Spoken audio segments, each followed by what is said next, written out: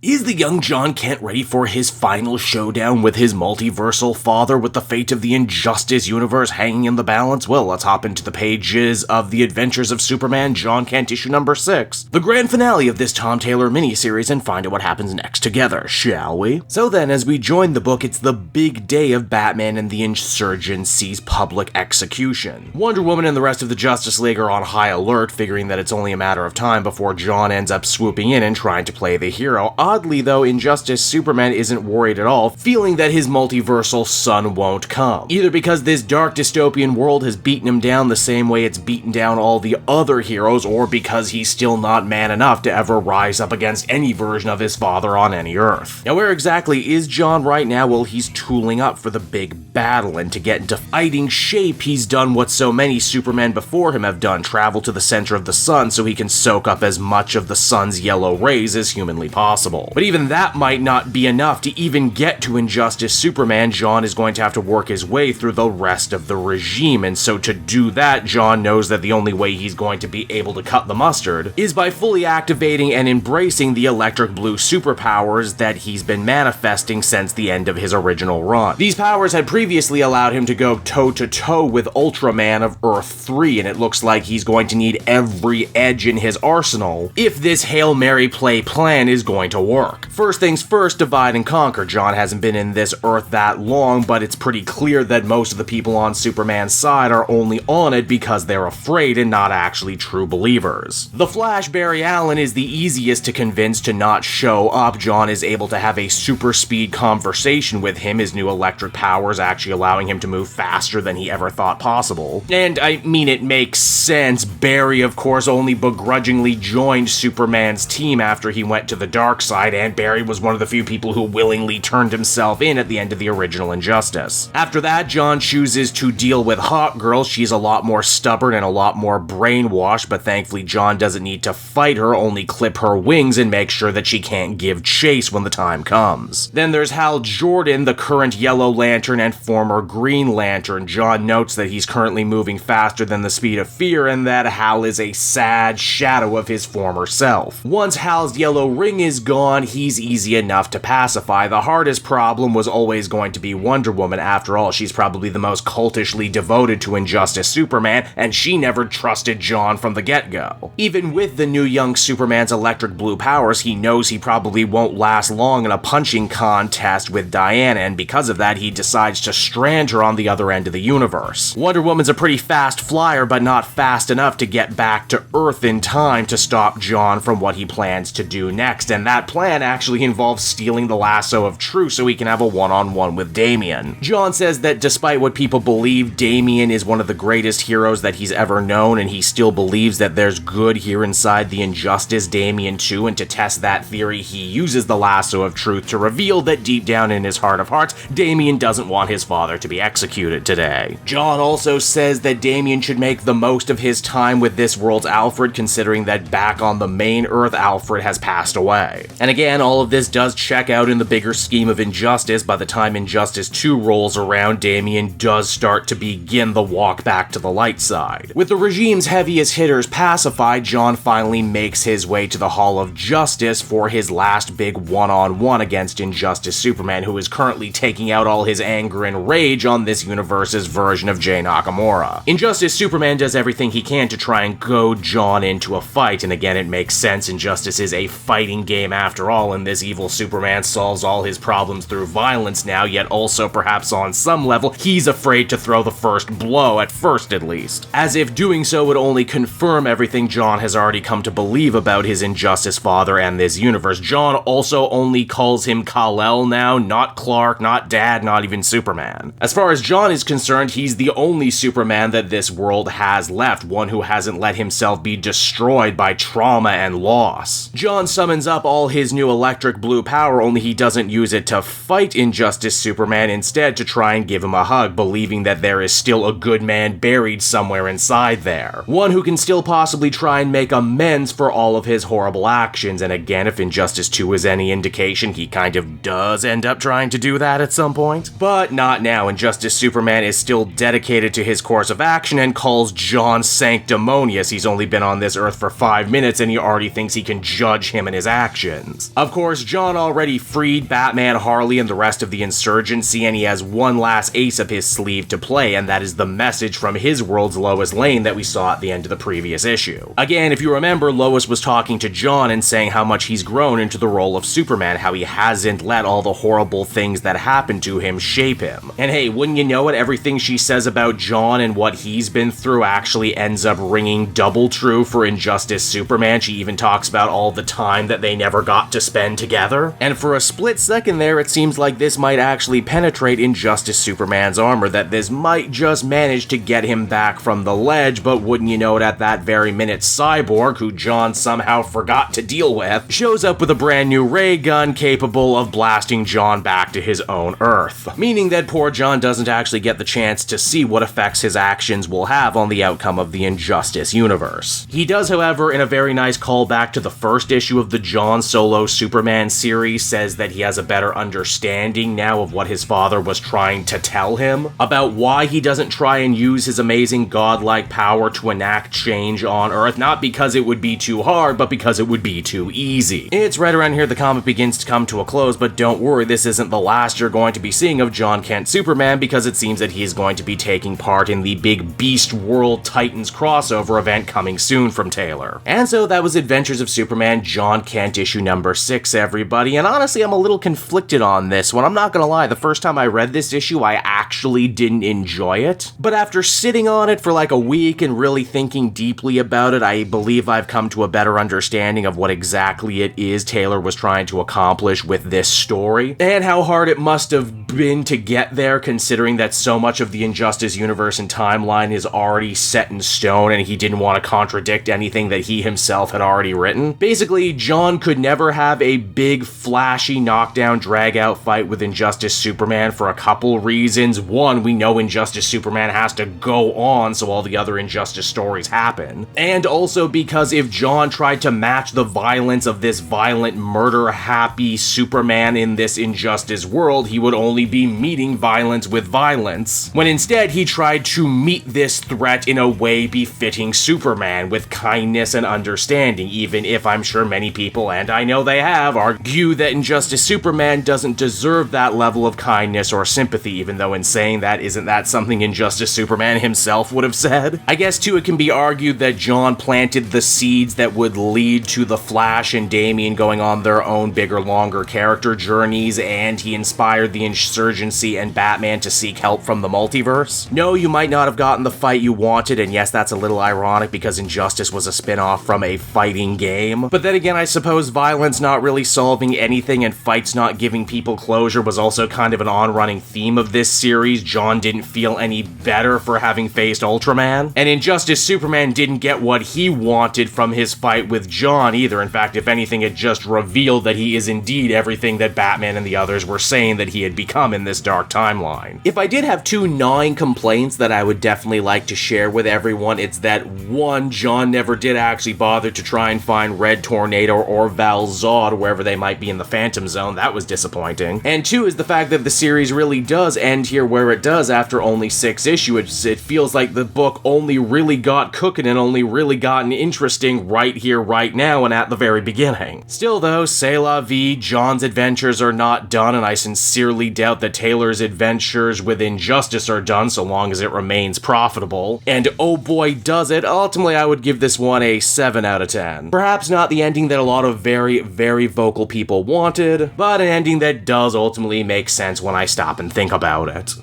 Hey there everyone, it's your pal Cape Joel again, and if you're seeing my face right now, that means you watched to the end of the video, and I'll always be grateful for that. Retention helps in this crazy YouTube game, and so does becoming a patron. If you head on down to the description, you can find a link to my Patreon page. Recently just redid all the tiers, a lot of cool stuff offering up there, exclusive commentaries, exclusive polls, behind the scenes concept art for Capes and Quest, that's the brand new D&D show I've started soon. Never been a better time to become a patron. You can become a patron for as little as $1 a month and help the channel grow and, help me continue to deliver content like what you just saw. So I want to thank you all, and I will see you again next time. Bye-bye.